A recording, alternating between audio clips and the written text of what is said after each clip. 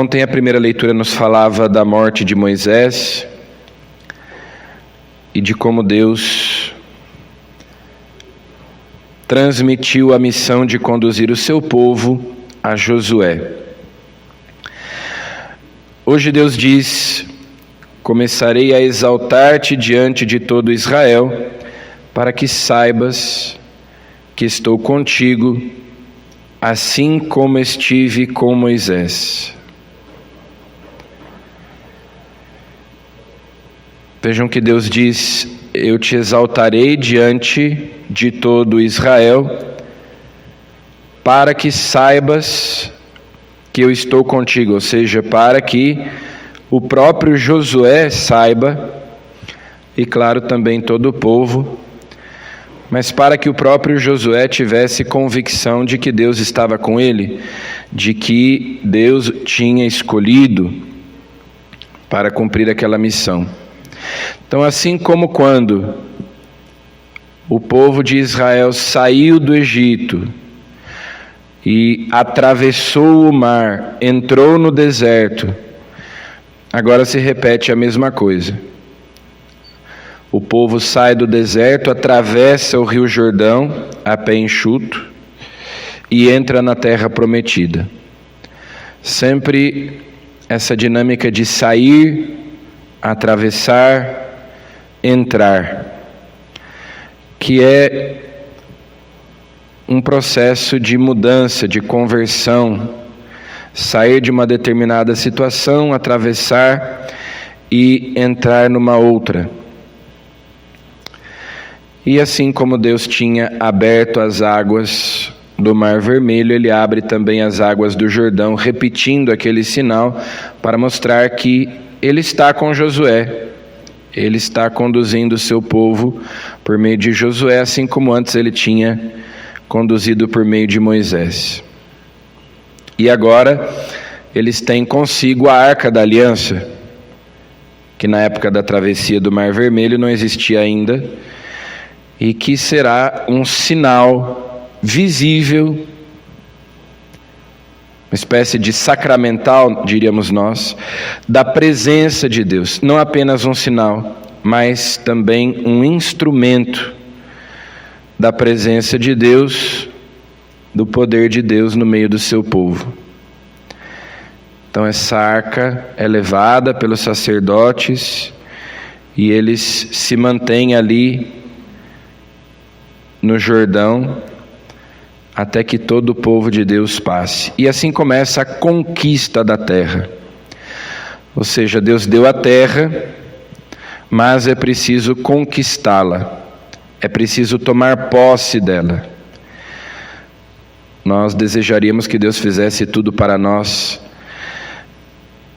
mas nós temos que fazer a nossa parte também.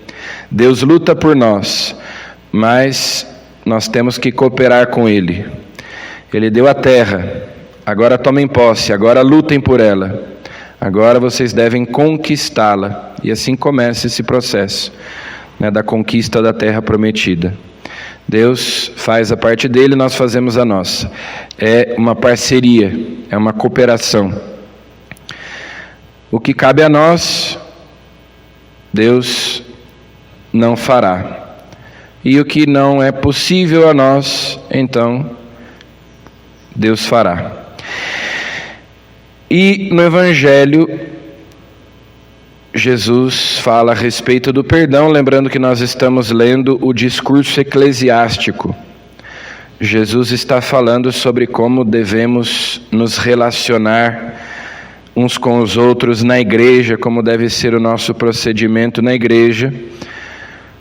São instruções muito práticas que Jesus dá. Ontem ele falava sobre a correção fraterna, sobre a própria excomunhão, ou seja, quando alguém insiste no pecado, apesar das advertências, apesar de ser chamada a sua atenção, então deve ser afastado. Agora Jesus fala sobre o perdão. quantas vezes devo perdoar? Pedro pergunta. Até 7 vezes? Até 70 vezes 7. E a parábola? O que mais chama a atenção nessa parábola é a desproporção. Na verdade, Jesus aqui lida com valores, mas a tradução do nosso lecionário preferiu simplesmente substituir por uma enorme fortuna e depois 100 moedas. Mas o que mais chama a atenção na parábola é justamente essa desproporção. O que aquele empregado devia ao patrão, ao rei, era uma enorme fortuna, portanto, um valor impossível de ser pago. Enquanto que o seu companheiro lhe devia ali uma mixaria, alguns trocados. Ele é perdoado daquela dívida impagável, mas não é capaz de perdoar uma pequena dívida. E Jesus no Pai Nosso nos ensina justamente a dizer, a tradução mais correta, mais literal, seria perdoai-nos as nossas dívidas, como se rezava antigamente, como é no latim, perdoai-nos as nossas dívidas, que interpretando se traduziu como perdoai-nos as nossas ofensas. Assim como nós perdoamos os nossos devedores, aqueles que nos têm ofendido, uma tradução que interpreta e que é mais abrangente. De todo modo, Deus perdoa os nossos pecados, Ele é misericordioso para conosco, e Ele nos manda que nós sejamos misericordiosos também. Sede misericordiosos, como vosso Pai é misericordioso. É uma condição. A parábola termina com Jesus dizendo: é assim que o meu Pai que está nos céus fará convosco. Do mesmo modo como aquele rei agiu com aquele empregado,